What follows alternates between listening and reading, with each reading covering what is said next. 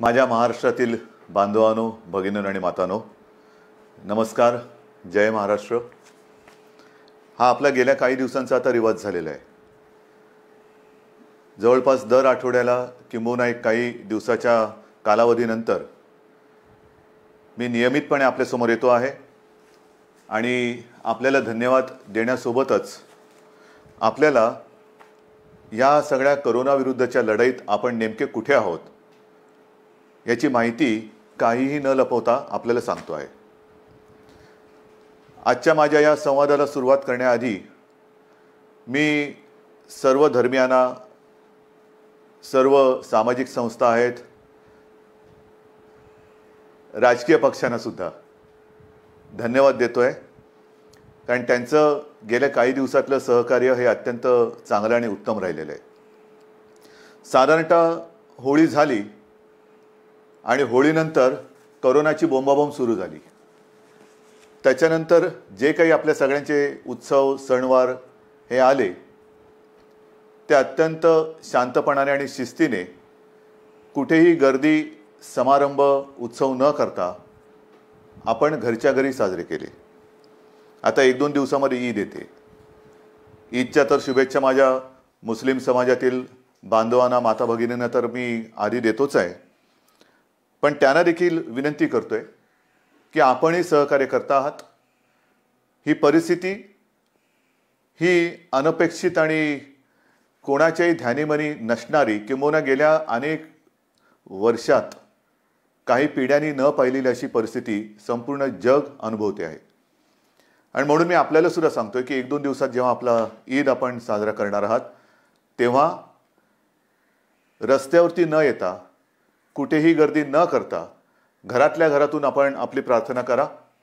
आणि त्या प्रार्थनेमध्ये संपूर्ण आपल्या राज्यासाठी, देशासाठी आणि जगासाठी लवकरात लवकर हे कोरोनाचं संकट नष्ट हो अशी सुद्धा आपण एक दुआ मागा. हे सगळं सहकार्याचं वातावरण असल्यामुळे आपण नेमकं लॉकडाऊन केला आणि त्यातनं काय साधलं याची कल्पना मी आपल्याला देतोय. काही जणांना अजूनही या परिस्थितीचं गांभीर्य लक्षात येतंय, म्हणजे मी तुमच्याबद्दल नाही बोलत, काही जणांचा अर्थ तुमच्या लक्षात आला असेल. पण आज जी मे महिन्याची तारीख आहे, म्हणजे मे महिन्याचा आता साधारणतः शेवटचा टप्पा, आपण त्या शेवटच्या टप्प्यात आलेलो आहोत.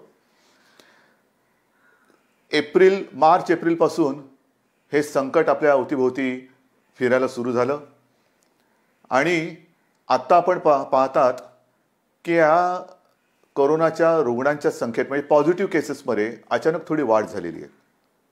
मी याची कल्पना आपल्याला सुरुवातीपासून देत आलेलो आहे.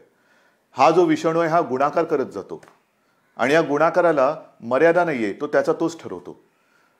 लॉकडाऊन का करायचा, आपण एकमेकापासून अंतर का ठेवायचं, ते याच्यासाठी की याचा प्रादुर्भाव जो आहे तो संसर्गजन्य असल्यामुळे आपण संपूर्ण शहरभर होर्डिंग्स, राज्यभर होर्डिंग्स लावलेली आहेत. शिंकताना, खोकताना तोंडावरती रुमाल ठेवा, मास्क घाला, मास्क का कंपल्सरी करा, हात का धुवा, ह्या ज्या काही सूचना आहेत त्या सूचना या पुढचे काही दिवस सुद्धा आपल्याला पाळाव्या लागणार आहेत. कोरोनाबरोबर जगायला शिका, म्हणजे काय शिकायचं नेमकं, काय करायचं नेमकं, त्याच्यावरती मी आपल्याला सांगतोच आहे. पण एकूण हे जे काय वातावरण आहे हे तुम्हालाही आवडत नाही आहे, मला तर अजिबात आवडत नाही आहे. गेल्या अधिवेशनामध्ये आपण आपल्या सगळ्यांची स्वप्न पूर्ण करण्याच्या दिशेने जाणारा एक अर्थसंकल्प मांडला काय, आणि ते अधिवेशनच या संकटामुळे आपल्याला लवकर संपवावं लागलं. म्हणजे अर्थसंकल्प जाहीर झाला. मराठवाडा आहे, विदर्भ आहे, उत्तर महाराष्ट्र आहे, पश्चिम महाराष्ट्र, कोकण, मुंबई, सगळी शहरं, यांच्यासाठी प्रत्येक क्षेत्रात आपण काय काय करणार हे एक स्वप्न आहेच आणि स्वप्न मी सत्यात आणणार, नक्की आणणार, त्याच्याबद्दल कुठेही दुमत नाही आहे. पण सुरुवात करायला घेतली आणि हे संकट आलं, सगळं ठप्प झालं. आणि त्या एप्रिलपासून साधारणतः केंद्र सरकारने, किंबहुना दिल्लीची जी काही टीम मी तुम्हाला सांगत आलेलो आहे, मध्ये मध्ये येते आणि आपल्याला कल्पना देते की आपण कुठे आहात, कुठे जाऊ शकता. तो आकडा हा जर का मी तुम्हाला सांगितला, तो मुद्दामून मी तुम्हाला सांगतोय, मे महिन्याच्या शेवटच्या टप्प्यात, म्हणजे आता जो काही टप्पा सुरू झालेला आहे त्याच्यात महाराष्ट्र हा त्यांच्या अंदाजाप्रमाणे 1.25 ते 1.5 लाख रुग्ण किंवा पॉझिटिव्ह केसेस असतील असा त्यांचा अंदाज होता. 1.25 ते 1.5 लाख. म्हणजे मी 1.25 ते 1.5 लाख का म्हणतोय की मेचा अखेर जेव्हा येईल त्यावेळेला साधारणतः महाराष्ट्रात 1.5 लाख केसेस ह्या असू शकतील असा त्यांचा अंदाज हा त्यांनी व्यक्त केलेला होता. आणि हे काही त्यांनी उगाचच नाही सांगितलं, एक आपल्याला खबरदारी घेण्यासाठी म्हणून सांगितलं होतं की लक्षात घ्या की ज्या पद्धतीने हा गुणाकार होतो तो किमान 1.5 लाख रुग्ण हे तुमच्या महाराष्ट्रात तुमच्या राज्यात होऊ शकतात. ही त्यांनी एक मी भीती नाही म्हणत पण अंदाज व्यक्त केला होता. प्रत्यक्ष आज 23 तारखेला काय आहे स्थिती, म्हणजे मी म्हणून ते 1.25 ते 1.5 लाख का म्हटलं की 1.5 लाख जर मे अखेरीला होणार असतील तर आज 1.25 लाख व्हायला हवेत. 1.25 लाख म्हटल्यानंतर आज मी मुद्दामून काही कागद घेऊनच बसलेलो आहे. आज आपल्या महाराष्ट्रामध्ये 33,786 ह्या पॉझिटिव्ह केसेस आहेत. 33,786. आता मी तुमच्याशी बोलत असताना खाली करायची स्क्रोल येत असेल की महाराष्ट्रामध्ये 47,190 रुग्ण आहेत. मग ही तफावत कशी, खाली तर स्क्रोल येतोय 47,000, मुख्यमंत्री म्हणतात 33,000. ह्याचं कारण असं की या 47,000 मध्ये अजूनही पहिल्या दिवशी जो पहिला रुग्ण सापडला तो धरला जातोय. पहिला रुग्ण म्हणजे जेव्हा आपल्याला कळलं की आपल्या राज्यात ह्या व्हायरसनी शिरकाव केलेला आहे तो रुग्ण बरा होऊन घरी गेला तरी देखील तो ह्याच्यात पकडला जातोय. मग 47,190 म्हटल्यानंतर आत्तापर्यंत 13,404 हे रुग्ण बरे होऊन घरी गेलेले आहेत. 13,000च्या आसपास बरे होऊन रुग्ण घरी गेलेत. म्हणजे 47 मी वरचे आकडेमोड नंतर म्हणजे तुम्ही बघा, पण 47 वजा 13,000 जवळपास 33,000 रुग्ण हे आज आपल्या महाराष्ट्रामध्ये. 1.25 लाख आणि 33,000 1.25 लाख रुग्णांची शक्यता होती. तीच आज महाराष्ट्रामध्ये प्रत्यक्ष ऍक्टिव्ह केसेस ज्याला म्हणतो रुग्ण हे 33,786 आहेत. हे कशामुळे शक्य झालं, हे तुमच्यामुळे शक्य आहे. तुम्ही जी काय एक शिस्त पाळलीत, जी हिंमत दाखवली, अगदी तुमच्या मनाविरुद्ध असलं तरी म्हणजे काही वेळेला मला आता हुकुमशाह झाल्यासारखं वाटते की अरे घर के बाहेर निकाल के देखता हूं तेरे को. हे असं नाही आहे. घराबाहेर धोका आहे म्हणून मी आपल्याला विनंती करतोय घरात राहा. तरी आजची आपली परिस्थिती आहे, वस्तुस्थिती आहे. याच्यामध्ये एकूण टेस्ट ज्या आपण घेतल्या त्या जवळपास 3.5 लाखाच्या आसपास टेस्ट या महाराष्ट्रात झालेल्या. 3,48,026. त्याच्यामध्ये 2,98,000 म्हणजे जवळपास 3 लाखाच्या आसपास हा आकडा आता तुम्हाला मी सांगितलंच. एवढे निगेटिव्ह आलेले आहेत. दुर्दैवाने याच्यात मृत्यू मात्र झालेत. जे व्हायला नकोच आहेत ते साधारणतः 1,577 मृत्यू झालेले आहेत. हा सगळा ठोकताळा हा आजचा आपल्या राज्याचा आहे. याच्यामध्ये काही चांगल्याही गोष्टी कशा आहेत की पूर्वी मी तुम्हाला सांगितलं होतं की लहान बालकं ही बरी होऊन घरी गेलेली आहेत. एक तर बातमी मी त्या आपल्या फोनवरती बीबीसीचं ॲप येतं ना, त्या ॲपमध्ये वाचलेली आहे की बीबीसीने कव्हर केले मुंबईमध्ये कोरोना पॉझिटिव्ह असलेल्या ज्या आपल्या भगिनी आहेत ज्यांच्या आता गेल्या ह्या काळामध्ये प्रसूती झालेल्या आहेत त्या पॉझिटिव्ह होत्या. मग त्याही आता बऱ्याचशा बऱ्या झाल्या, पण त्यांची बालकं ही कोविड मुक्त जन्माला आलेली आहेत. म्हणजे त्या बालकांना कुठेही कोरोनाची लागण झालेली नाहीये. हा एक चमत्कार आहे निसर्गाचा. आणि हा चमत्कार जसा हा बालकांच्या बाबतीत आहे, मी काही दिवसांपूर्वी आपल्याला सांगितलं होतं की 84 वर्षाच्या आजीबाई बऱ्या होऊन घरी गेल्या. आता त्याच्याही पुढे आपण गेलोत.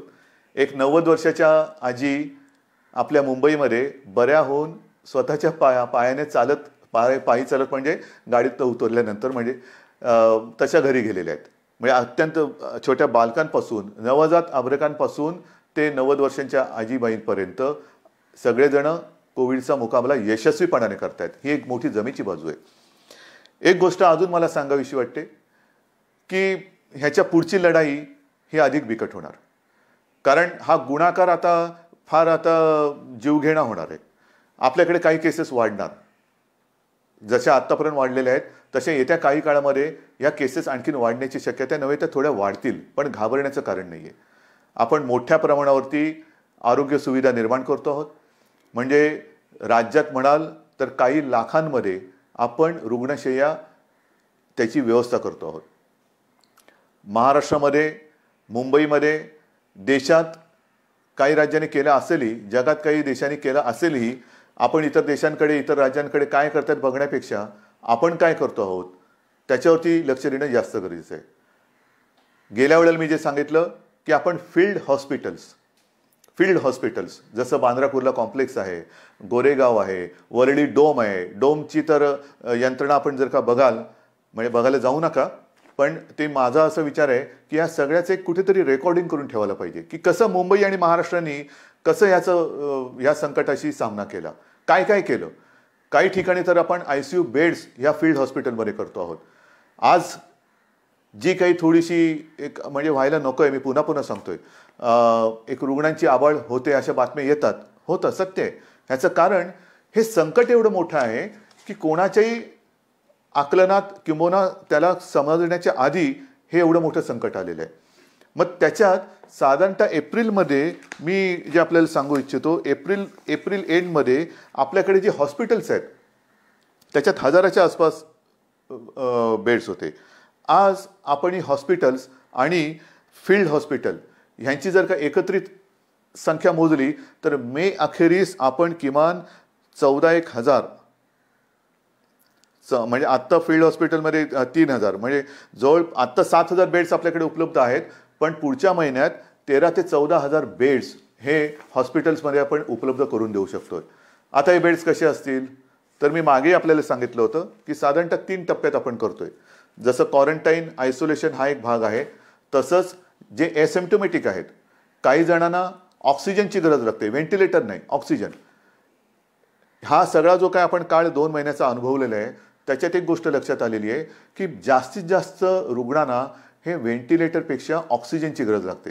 आणि हे जे काय आपण बेड्स किंवा रुग्णशय्या या उपलब्ध करत आहोत, त्यांची व्यवस्था करत आहोत राज्यभर, मुंबईमध्ये पण, त्याच्यात जास्तीत जास्त बेड्सना ऑक्सिजनची सुविधा आपण देत आहोत, जास्तीत जास्त, अगदी फील्ड हॉस्पिटलमध्ये सुद्धा.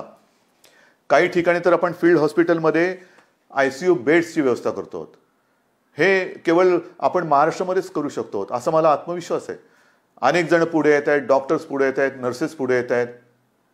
हा सगळा टप्पा आपण ओलांडत असताना 1-2 महिन्यापूर्वी मी तुम्हाला आवाहन केलं होतं की तेव्हा रक्ताचा पुरवठा थोडासा, रक्ताचा साठा आपल्याकडे कमी झाला होता. अनेक जण पुढे आले, रक्तदाते पुढे आले, त्यांनी रक्तदान केलं. ते रक्तदान केल्यामुळे आजपर्यंत आपण विनासायास ह्या सगळ्या उपचार पद्धतीमध्ये रक्ताचा पुरवठा, मग कोविडचे पेशंट आले, नॉन कोविड पण आले, त्यांना देऊ शकलो. पण आता पुन्हा एकदा रक्तदानाची गरज आहे, कारण आज आपल्याकडे साधारणतः पुढचे 8 ते 10 दिवस पुरेल एवढा रक्तसाठा आहे. म्हणून मी तमाम रक्तदात्यांना एक नम्र आवाहन करतो आहे. गेल्या वेळेला आपल्याला थांबवावं लागलं होतं, की आता आहे आपल्याकडे पुरेसा रक्तसाठा झालेला आहे, आता रक्तदान करू नका. आता मला पुन्हा आपल्याला महाराष्ट्राला रक्तदानाची गरज आहे, रक्ताची गरज आहे. आणि महाराष्ट्राचं रक्त काय असतं, महाराष्ट्राच्या रक्तामध्येच संकटाविरुद्ध लढण्याची जिद्द कशी आहे ती आपल्याला पुन्हा एकदा दाखवायची आहे. म्हणून पुन्हा एकदा रक्तदान करण्याची आवश्यकता आहे, रक्ताची आवश्यकता आहे.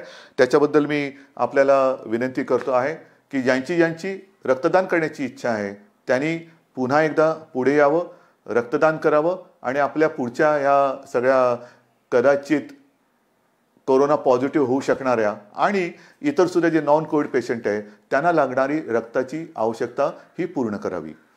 हे आरोग्याच्या बाबतीत झालेलं आहे. कारण एक महत्त्वाचा मुद्दा, आपल्याला आता पुढे पावसाळा पण येतोय. काल सुद्धा मी आपल्या डॉक्टरांशी व्हिडिओ कॉन्फरन्स केली.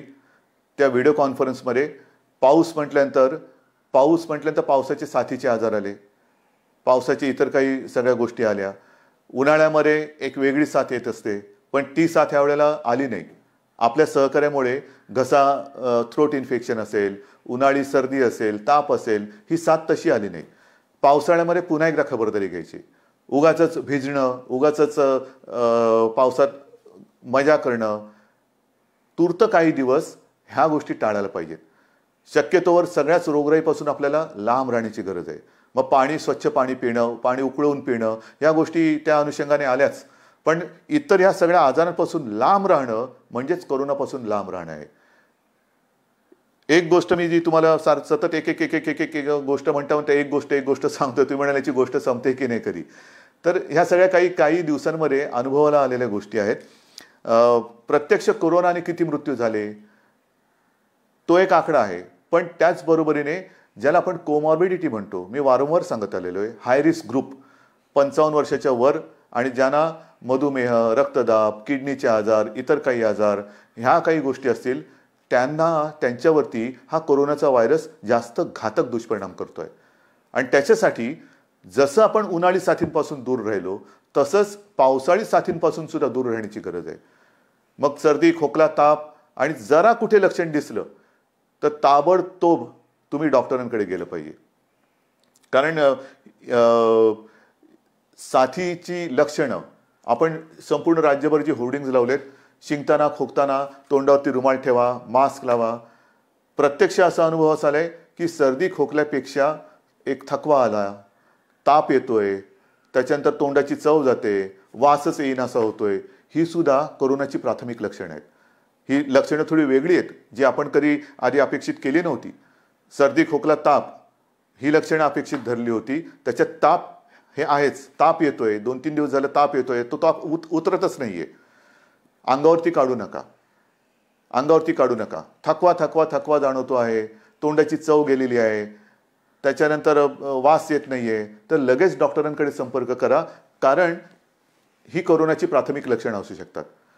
आणि ही लक्षणं जर का लक्षात आली तर डॉक्टरांकडे आल्यानंतर हाही एक आपला अनुभव आहे, लवकरात लवकर, म्हणजे मी तुम्हाला सांगितलं ना, दुर्दैवाने 1500च्या आसपास मृत्यू झालेले आहेत. यातले काही मृत्यू तर आपल्याकडे हे रुग्ण अतिशय शेवटच्या टप्प्यात आलेले आहेत, अतिशय शेवटच्या टप्प्यात. म्हणजे काही हालचाल करण्याच्या आतच दुर्दैवाने त्यांचा मृत्यू झालेला आहे.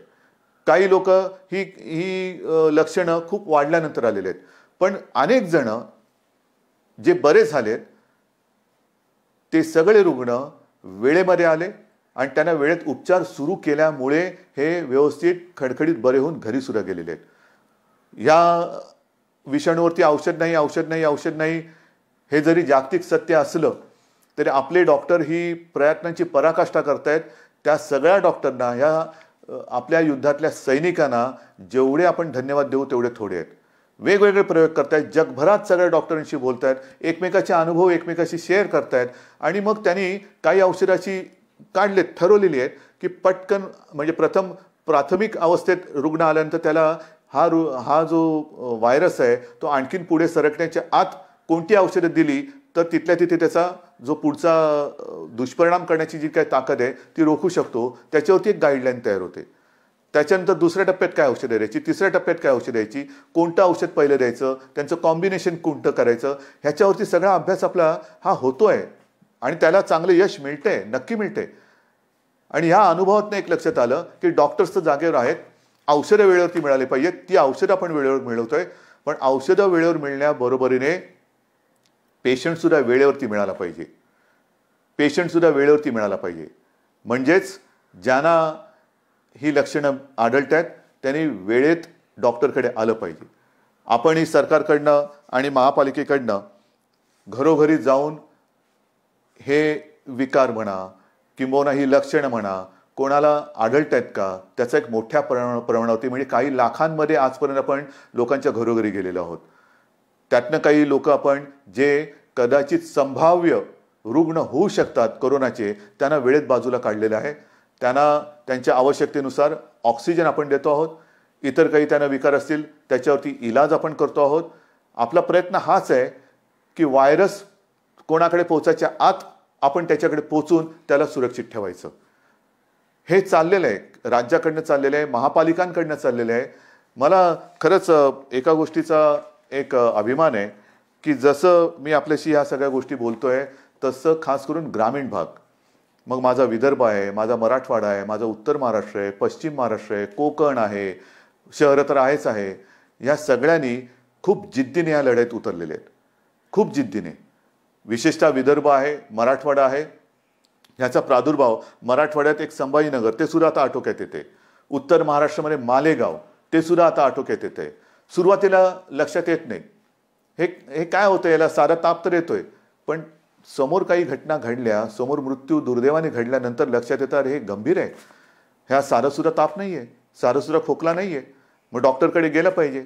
डॉक्टर काय म्हणतात ते ऐकलं पाहिजे. आपल्याला वेगळं विलगीकरण कक्षात राहायला पाहिजे, अलगीकरण कक्षात राहायला पाहिजे. हॉस्पिटल्स ही वेगळी केलेली आहेत, कोविड आणि नॉन कोविड असाही विभाग केलेला आहे.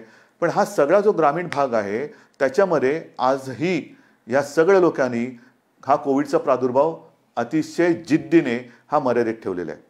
म्हणजे मी काल सहज एका परदेशात असलेल्या आपल्या हिंदुस्थानी डॉक्टर, मराठी डॉक्टरशी बोललो. तो आपला मूळचा ग्रामीण भागातला, मला वाटतं जळगाव वगैरेच्या तिथल्या भागातले आहेत.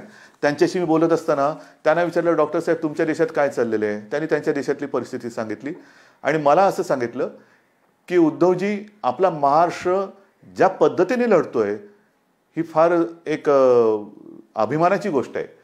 आणि त्यांनी ग्रामीण भागात चौकशी केली, उत्तर महाराष्ट्रामध्ये केस सापडल्यानंतर लगेच आपण काय उपाययोजना करतो, कसं सगळं ते प्रतिबंधित क्षेत्र किंवा काय कसं करतो. ते म्हणाले असे प्रयत्न हे फार महत्त्वाचे आहेत आणि हे प्रयत्न आपण करतो आहोत, म्हणून हा 1.25 ते 1.5 लाखाचा आकडा जो अपेक्षित किंवा अंदाजित होता तो आपण ह्या 33,000 किंवा काय जो मगाशी आकडा सांगितला तोपर्यंत आपण नियंत्रित ठेवू शकलो. हे सगळेजण तुम्ही हे खरे योद्धे आहात. मग काही जण असं म्हणतात की तुम्ही पॅकेज का नाही दिलं, पॅकेज द्यायला पाहिजे, हे द्यायला पाहिजे, ते द्यायला पाहिजे. अहो सगळं काही देतो. पहिलं जे संकट आपल्या डोक्यावरती घोंगावतं आहे ते आरोग्याचं संकट आहे. आरोग्यविषयक जोपर्यंत आपण सुविधा करत नाहीत किंवा आपण उपाययोजना करत नाही तोपर्यंत पॅकेज, आजपर्यंत खूप पॅकेजेस वाटले गेले. हो, किती पॅकेजेस आली वाटतात, लाखो कोटींची पॅकेजेस आणि पॅकेजेस. वरती सगळं छान पॅकेज असतं, आपल्याला वाटतं काय पॅकेज आलेलं आहे, उघडल्यानंतर रिकामा खोका, आतमध्ये काहीच नाहीये. हे अशा पोकळ घोषणा करणारं सरकार आहे, आपल्या महाविकास आघाडीचं सरकार नाहीये. आज आपण ज्या काही गोष्टी करतो आहोत, गोरगरिबांना, ज्यांच्याकडे रेशन कार्ड नाही त्यांना धान्य देण्याची योजना अनेकदा सांगितल्यानंतर केंद्राने मान्य केली. केंद्राला मी धन्यवाद देतो. ज्यांच्याकडे रेशन कार्ड नाही त्यांचं काय होणार, त्यांना धान्य देण्याची योजना आलेली आहे. त्यांना इतके दिवस आपण शिजवलेलं अन्न देत होतो, तो अजूनही काही ठिकाणी चालू आहे. शिवभोजन योजना, रोजच्या आपल्या लाखाच्या वरती रोज ज्या 10 रुपयामध्ये आपली शिवभोजन योजना होती थाळी, ती 5 रुपयात देतोय. काय कोणतं पॅकेज आहे? ही पॅकेजच्या पलीकडची गोष्ट आहे. पहिल्यांदी अन्न मिळणं ही फार महत्त्वाची गोष्ट आहे. धान्य मिळणं ही फार महत्त्वाची गोष्ट आहे. उपचार मिळणं ही फार महत्त्वाची गोष्ट आहे. या सगळ्या ज्या काही आपण योजना करतोय त्या सर्वांसाठी करतोय, सर्व वर्गांसाठी करतोय. ह्या गरिबांसाठी करतोय, मध्यमवर्गीयांसाठी करतोय, श्रीमंतांसाठी करतोय. कारण ही आपली परिस्थिती जरी गोरगरीब अशी असली तरी व्हायरस कोणालाच ओळखत नाही. मग जसं रेशन कार्ड नसलेल्यांकडे आपण धान्य देतो आहोत, तर रेशन कार्ड ज्यांच्याकडे नाही त्यांनी उपचार कसे करायचे, कारण त्यांच्यात हे नव्हतं. मग आपली महात्मा ज्योतिराव फुले जी विमा योजना आहे त्याच्यात आपण आता 100% लोकांना आपण ज्या नोंदणीकृत आपली हॉस्पिटल्स आहेत त्या हॉस्पिटल्समधनं 100% मोफत उपचार हे या सगळ्यांना करून देणार आहोत. काय पॅकेज आहे, कोणतं पॅकेज आहे, घोषित करायचं, जाहिरात करायची का प्रत्यक्ष काम करायचं? आपण देतो आहोत. आजपर्यंत मी तुम्हाला सांगितलं की साधारणतः 5.5 ते 6 लाख परप्रांतीय मजुरांची आपण 3 वेळाच्या अन्नाची सोय करत होतो. 5.5 ते 6 लाख. किती खर्च झाला आहे? पॅकेज केलं. या सगळ्या राज्यातल्या मजुरांना, इतर राज्यातल्या मजुरांना आपण जा नाही सांगितलं, पण त्यांनाच घरी जायचं होतं. मग घरी जायचं तर कसं करायचं? केंद्राने जाहीर केलं. आपण त्यांच्याकडे ट्रेन्स मागत होतो, लॉकडाऊनच्या आधी ट्रेन्स मागत होतो की इतर राज्यातले जे काही मजूर आहेत ते इकडे थांबायला तयार नाहीत, त्यांना घरी जाण्याची परवानगी द्या, आम्हाला ट्रेन्स द्या, आम्ही खर्च करतो, त्यांना जाऊ द्या. दुर्दैवाने किंवा काही कारणं असतील त्यावेळेला ती परमिशन मिळाली नाही. आता हे संकट वाढल्यानंतर त्यांना परवानगी दिली गेली, कारण ते सुद्धा फार ते भीषण चित्र होतं. ही साधी लोक रस्त्यावरनं आपल्या कुटुंब काबिल्यासह चालत चाललेत. ऊन आहे आणि सोयी सगळीकडे, कुठे निर्जन रस्त्यावरती सोयी सुविधा कुठून असणार? मग रस्त्यावरनं कोण चाललेले आहेत, रुळाच्या पटरीवरनं कोण चाललेले आहेत. पण आता केंद्राने जी सोय केल्यानंतर केंद्र सरकार 85% पैसे आपल्याला त्यांनी जाहीर केले ते मिळतील. जसे आजपर्यंत मिळाले तसे तेही मिळतील. पण राज्याने आतापर्यंत 481 ट्रेन्स 5 मे ते 23 मे या काळामध्ये सोडलेल्या आहेत. रोज सोडतोय. मी तुमच्याशी बोलतोय त्याही वेळेला कुठली तरी एखादी ट्रेन निघाली असेल. आणि ह्या प्रवासी मजुरांची ही संख्या आहे ही 6 ते 7 लाखाच्या आसपास आजपर्यंत त्यांची आपण सोय केलेली आहे. 6 ते 7 लाखापर्यंत. आणि याच्यासाठी राज्य सरकारने जवळपास 85 कोटी रुपये या व्यवस्थेवरती ट्रेन्सच्या भाड्यापोटी हे दिलेले आहेत. हे पॅकेज आहे, पण 85 कोटी रुपये दिलेले आहेत. म्हणजे 85 कोटी आणि वरचे तर मी काय वाचत नाही, पण 85 कोटी आणि काही लाख रुपये दिलेले आहेत. आपण रोज 80 ट्रेनची मागणी करतोय, रोज 80 ट्रेनची मागणी करतोय की आम्ही सोय करायला तयार आहोत, आम्हाला ट्रेन्स द्या. पण रोजच्या 30 ते 40 म्हणजे अर्ध्या ट्रेन्स आपल्याला रोज मिळत आहेत. अर्ध्या 80 ट्रेन्स आपण रोज मागतोय, पण 30 ते 40 मिळत आहेत. ट्रेन्स आपली क्षमता आहे, तुम्ही ट्रेन्स आम्हाला द्या. आम्ही आमच्याकडनं सगळ्या ह्या मजुरांची आता आपण नीट व्यवस्था केलेली आहे. त्यांना व्यवस्थित त्यांची नोंदणी करून अत्यंत चांगल्या पद्धतीने, आणि ते सुद्धा घरी परत जाताना आपल्या राज्य सरकारचा जय जयकार करत जात आहेत, महाराष्ट्र सरकार जिंदाबाद. कारण त्यांची आपण इकडे नीट सोय केली. घरी जाण्याची त्यांना मी जे आपण वचन दिलं होतं त्या वचनाप्रमाणे त्यांना घरी पाठवायची सुरुवात केलेली आहे. पैसे त्यांच्याकडनं तिकीट घेतलेलं नाही. सुरुवातीच्या काळामध्ये काही कळत नव्हतं म्हणजे केंद्राकडनं काय येईल, यांच्याकडनं काय येईल, पण त्याची वाट न बघता आपण खर्च केलेला आहे. एस टीने सुद्धा फार महत्त्वाचं काम केलेलं आहे. कारण हे सगळे जे काही लोक होती रस्त्याने निघाले होते, त्यांना कल्पनाच नव्हती. जसं एक तो झाला ना जालन्याच्या आसपास, एक तो लोक ती मजूर रुळावरतीच त्यांना डोळा लागला आणि त्यांच्या अंगावरनं मालगाडी गेली. कारण रस्त्यावरनं जाता येत नाही, भुसावळला जायचंय, रस्ता कसा कळणार, रुळावरनं चला. तर अशी दिशाहीन एक भटकंती चाललेत. त्या सगळ्यांना आपली एस टी जी आहे, एस टीला ह्यांना सुद्धा सगळ्यांनी मी धन्यवाद देतो. त्या रस्त्यावरनं जाणाऱ्या लोकांना तिथे त्यांनी उचलून त्यांना ज्या स्टेशनवरती जायचं होतं त्या स्टेशनवरती आपण सोडतो आहोत. काही लोकांना तर एस टीमधून परराज्यामध्ये आपण नेतो आहोत. म्हणजे इथे ट्रेनने तर जातातच आहेत, एस टीतून जात आहेत. पण ही सुद्धा संख्या किती आहे? एस टी बसेसच्या आजपर्यंत साधारणतः 5 मे ते 23 मे पर्यंत 32,000 फेऱ्या झालेल्या आहेत. 32,000 फेऱ्या. त्याच्यात जसं ट्रेननी काही लाख 7-8 लाख लोक ही आपण पाठवलेली आहेत, तसं एस टीच्या माध्यमातून आपण 3,80,000 मजुरांना स्टेशनपर्यंत नाही तर त्यांच्या राज्यापर्यंत आपण पोहोचवलेले आहे. 3,80,000. आणि ह्याही वरती साधारणतः शासनाचा खर्च हा 75 कोटीचा आपण आत्तापर्यंत केलेला आहे. 75 कोटी. कुठलं पॅकेज पाहिजे तुम्हाला? पॅकेज पाहिजे इतर देशातनं सुद्धा आणि आता इतर राज्यातनं हवाई मार्गे आपल्याकडे काही विद्यार्थी येत आहेत, काही अडकलेले आपली लोक येत आहेत. ह्या सगळ्यांची सोय आपण करतोय. त्यांना बाहेरून येणाऱ्यांना आपण क्वारंटाईनची सोय करतोय. 7 जूनपर्यंत आणखीन 13 फ्लाईट्सने महाराष्ट्रामध्ये वेगळी नागरिक आणखीन येत आहेत. आजच सकाळी माझं आपले पुरी आहेत म्हणजे केंद्रीय सिव्हिल एव्हिएशनचे मिनिस्टर, त्यांच्याशी बोलणं झालं.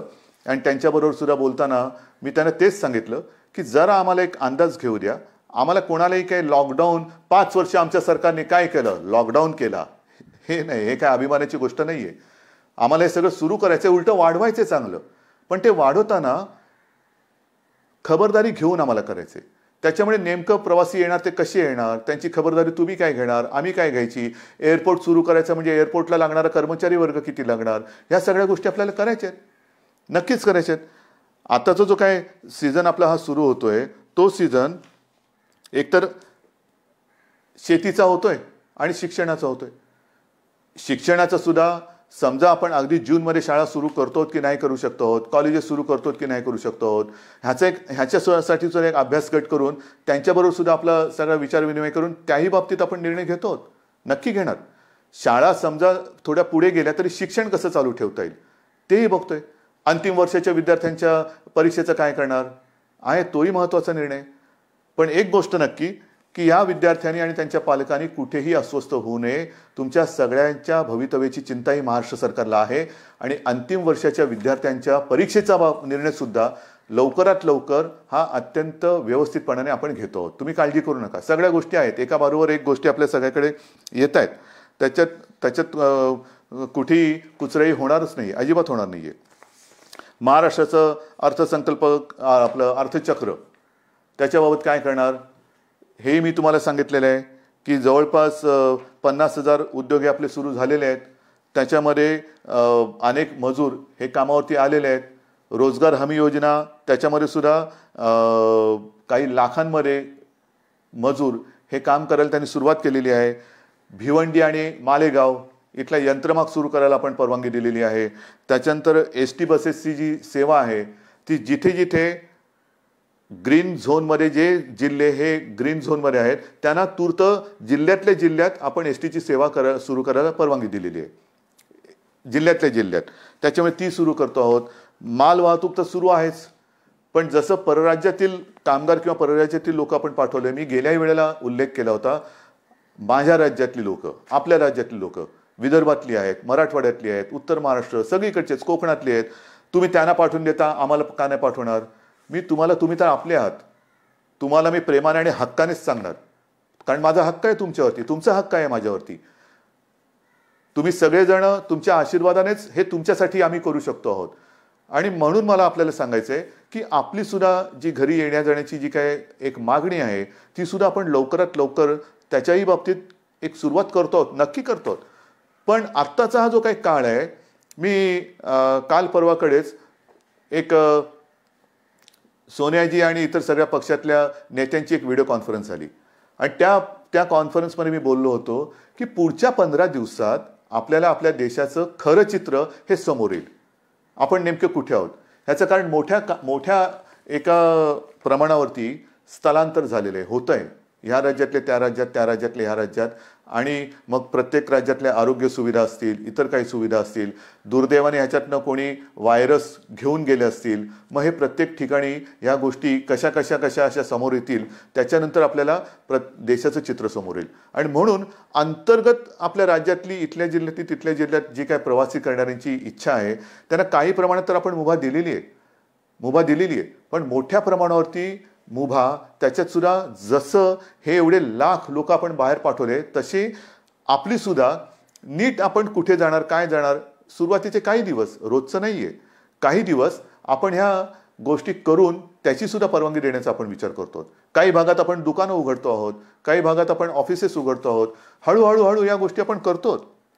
म्हणून अर्थचक्र हे मागेही तुम्हाला सांगितलं की 50,000च्या आसपास उद्योग सुरू झालेत, 70,000च्या आसपास आपण उद्योग सुरू करायला परवानगी दिलेली आहे, पण प्रत्यक्ष 50,000 सुरू झालेत आणि 6 लाख कामगार हे राज्यभरात हे कामावरती रुजू झालेले आहेत. चित्रीकरण सुरू करण्यासाठी सुद्धा मी आपल्याला मध्ये आपण वाचलं असेल की नाट्यगृह आहे, नाट्य रंगभूमी आहे आपली, मराठी चित्रपटसृष्टी, त्याच्याबरोबर हिंदी चित्रपटसृष्टी, टीव्हीवरच्या मालिका आहेत, त्यांच्याबरोबर बैठका चालू आहेत.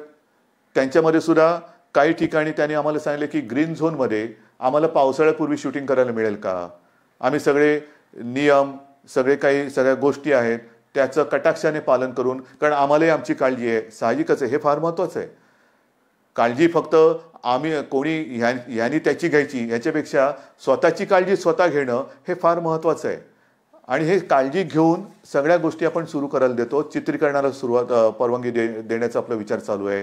त्याच्यानंतर पोस्ट प्रोडक्शन म्हणजे डबिंग, एडिटिंग, ह्या सगळ्या गोष्टी ह्या मर्यादित स्वरूपात कसं करता येईल, लोकांना बाहेर फिरायला जायला परवानगी कधी देता येईल, आपण काही आउटडोर खेळ सुरू करायला काही परवानगी कशी देऊ शकतो, ह्या सगळ्याचा विचार आपण करतो. म्हणजे कुठे निगेटिव्ह ह्यानी जात नाहीये.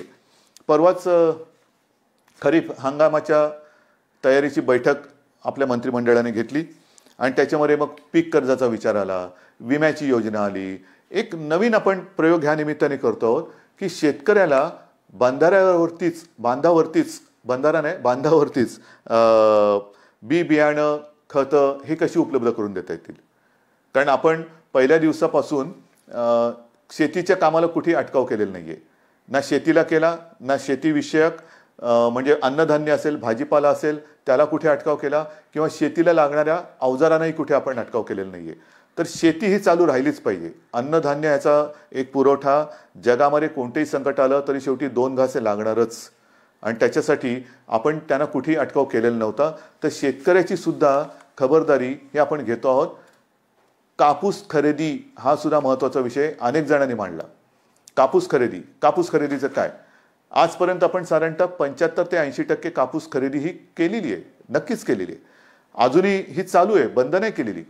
मग कापूस खरेदी जशी सुरू आहे, जसं विदर्भ, मराठवाडा आणि उत्तर महाराष्ट्रातले माझे सगळे शेतकरी ह्याच्यात जास्तीत जास्त कापूस उत्पादक आहेत, त्यांची जशी आपण एक हे बघतो आहोत, तसं दूध काय करणार, दुधाचं काय करणार, इतर अन्नधान्य जे काय आहे, मका असेल, इतर असेल, काही असेल, हे कसं करणार, त्याच्या बाबतीत म्हणजे पूर्ण विचार करतो आहोत. शिक्षणाच्या बाबतीत करतो आहोत, कृषीच्या बाबतीत करतो आहोत, अर्थ खात्याच्या बाबतीत करतो आहोत, आणि हे करताना आरोग्याचा विचारसुद्धा आपण करतो आहोत, कारण तो महत्त्वाचा आहे. तो महत्त्वाचा आहे. आपण मागे मी तुम्हाला सांगितलं होतं सर सलामत तो पगडी 50. तर पहिलं आपण शाबूत राहायला पाहिजे, त्याच्यानंतर पुढच्या गोष्टी करू शकतो. काही ठिकाणी आरोग्य सुविधा आपल्याला वाढवायला लागतात. इतरत्र महाराष्ट्रामध्ये आपण त्याच्या परवानग्या दिलेल्या आहेत. विदर्भात आहे, मराठवाड्यात आहे, उत्तर महाराष्ट्रात, म्हणजे टेस्टिंग लॅब, टेस्ट करण्यात चाचणी केंद्र ही वाढवतो आहोत आणि त्यांना तशा सुविधा आपण वाढवून देतो आहोत. कोकणामध्ये सुद्धा रत्नागिरीत ह्या टेस्ट लॅबसाठी आपण परवानगी दिलेली आहे. त्याच्यासाठी तिकडे मी मागे कोकणात गेलो होतो. सिंधुदुर्गामध्ये मी बोललो होतो की व्हायरॉलॉजी लॅब ही लवकरात लवकर आपण स्थापन करू. तर त्या लॅबला सुद्धा आणि या टेस्टिंगसाठी सुद्धा आपण परवानगी दिलेली आहे. म्हणजे कोकणात सुद्धा आपण ही गोष्ट करतो. एकूणच काय तर सगळीकडे ह्या गोष्टी सर्व बाजूने करतोय. धान खरेदी सुद्धा त्याच्याही बाबत संपूर्ण खरेदी करणार. काही कोणाला आम्ही वारंवार नाही सोडत. धानाचा असेल, मक्याचा असेल, याचा असेल, त्याचा असेल, सगळ्या शेतकऱ्यांना आपण आधार देतो आणि आधार देणार आहोत. हे आत्तापर्यंत सगळं तुम्हाला मी सांगितलेलं आहे. कुठेही कोणालाही आपण वाऱ्यावर सोडत नाही. अजूनही माझं मत प्रामाणिकपणे असंच आहे की हा एक संकटाचा काळ आहे. कोणीही राजकारण करू नये, अजिबात करू नये. राजकारण जर का सुरू केलं, मग तुम्ही केलं म्हणून आम्ही केलं, तुम्ही केलं तरी आम्ही नाही करणार. कारण आमच्यावरती महाराष्ट्राची जबाबदारी आहे. आमच्यावरती महाराष्ट्राची जबाबदारी आणि आमच्यावरती महाराष्ट्राचा विश्वास आहे. जबाबदारी नक्की आहे, पण त्याहीपेक्षा महाराष्ट्राचा विश्वास हा आमच्यावरती जास्त आहे आणि त्या विश्वासाला मी कधी तडा जाऊ देणार नाही, अजिबात नाही. तुम्ही काही बोला, मी प्रामाणिकपणाने काम करतोय. माझे सहकारी, माझं मंत्रिमंडळ प्रामाणिकपणाने काम करतंय. महाराष्ट्र सरकार प्रामाणिकपणाने काम करतंय. कृपा करून कोणीही ह्याच्यात राजकारण करू नये. कारण मी जे प्रामाणिकपणाने सांगतोय की केंद्र सरकार मदत करतं आहे. काही गोष्टी ज्या आम्हाला उणिवा भासतात, जरूर भासतात. जसं पैशाची भाग आहे, जीएसटीचा मुद्दा आहे, अजूनही पैसे यायचे आहेत, मारू बोंब. इतर काही राज्य सरकारचे पैसे केंद्राकडे अडकलेले आहेत, करू ठणठणाट. सुरुवातीला जसं पीपी किट येत नव्हते, औषधाचा काही बाजू अजूनही थोडासा तुटवडा आहे, करू बोंब, करू मारू. रेल्वेचे पैसे अजून आलेले नाहीत. हे अशा नुसत्या जर का गोष्टी आपण बोलायला लागलो तर ही माणुसकी नाही आहे. माणुसकी नाही आहे. मी मागेही बोललो होतो की आत्ता माणुसकी हा सगळ्यात मोठा धर्म आहे. सगळे जात पात धर्म, सगळे सणवार, आपले उत्सव हे जर का घरातल्या घरात साजरे करणार असतील तरी ते घरात आपण साजरे करतायत. म्हणजे मोठे मोठे उत्सव हे सगळी लोक, आता पुढच्या महिन्यात वारी येते, त्यांच्याही बरोबर माझी बोलणी सुरू आहे. हे सगळे लोक मदत करत असताना फक्त राजकारण म्हणून राजकारण करायचं हे महाराष्ट्राच्या संस्कृतीला शोभेचं नाहीये, अजिबात नाहीये. ठीक आहे, मी महाराष्ट्र जपतो, महाराष्ट्राची संस्कृती जपतो, महाराष्ट्राचे संस्कार जपतो. म्हणून माझ्या संस्कारात, माझ्या संस्कृतीत या अडचणीच्या वेळेला राजकारण करणं हे बसत नाही. मी राजकारण करणार नाही, अजिबात करणार नाही. लॉकडाऊन 31 तारखेपर्यंत लॉकडाऊन आहे. 31 तारखेनंतर लॉकडाऊन राहणार की उठणार, मला आपल्याला नेमकं सांगायचं आहे. लॉकडाऊन राहणार का उठणार हा नुसता हो किंवा नाही असा विषय नाही आहे. सुरुवातीला जसं मी आपल्याला सगळ्यांना सांगून हळूहळू हळूहळू हळू करत एक एक गोष्टी मी बंद करत गेलो. हळूहळू आपण एक एक गोष्टी बंद करत गेलो. अचानक लॉकडाऊन करणं आणि अचानक लॉकडाऊन उठवणं म्हणजे एकदा पायावर कुऱ्हाड मारली, एका पायावर मारली, दुसऱ्याही पायावर मारा, तसं नाही करायचं. आपल्याला आपण आता लॉकडाऊनच्या एका या दुसऱ्या तिसऱ्या फेजमध्ये जातो आहोत. कोरोनाचा व्हायरस हा जोरात गुणाकार करायला लागलेला आहे. आणखीन काही केसेस येत्या काही दिवसात वाढणार आहेत. त्या केसेससाठी आपण ह्या मोठ्या फील्ड हॉस्पिटलची आणि इतरत्र सगळीकडे, ठाण्यापासून सगळीकडे सुविधा निर्माण करतो आहोत. डॉक्टर्सना सांगतो आहोत, काही नर्सेस त्यांना सुद्धा मी सांगतो की आपण अजिबात काळजी करू नका. डॉक्टर्स, आरोग्यसेवक, जीवनावश्यक सेवेसाठी जो कर्मचारी वर्ग आहे, आपण अजिबात काळजी करू नका. तुमच्या सगळ्यांची जबाबदारी घ्यायला महाराष्ट्र सरकार समर्थ आहे. कृपा करून कोणीही आपली कामं सोडून जाऊ नका. तुम्ही तर जाऊ नकाच. आणखीन आपल्याला मदतीला जे कोविड योद्धा आहेत ते सुद्धा येत आहेत, ते सुद्धा येत आहेत. आणि म्हणून मला असं वाटतं लॉकडाऊन अचानक लावणं हे जसं योग्य नाही, तसंच लॉकडाऊन अचानक उठवणं, त्याच्यापेक्षा आता लॉकडाऊन हा शब्द वापरू नका, अजिबात नाही. लॉकडाऊन शब्द बाजूला ठेवा. आपण हळूहळू आपली आपल्या आयुष्याची गाडी ही पूर्वपदावरती आणतो आहोत हळूहळू. म्हणजे हळूहळू जसं बंद करत गेलो तसं काही गोष्टी ह्या आपण ओपन करत जातो. आणि हे ओपन करताना, रिओपन करताना पावलं मात्र अत्यंत खबरदारीने टाकायचे. कोरोनासोबत जगायला शिका. म्हणजे काय शिकायचं तर पुढचे काही दिवस, काही महिने करायचे आपल्याला मास्क घालूनच समाजात फिरावं लागेल. आपले हात हे सतत धुत राहावेच लागतील.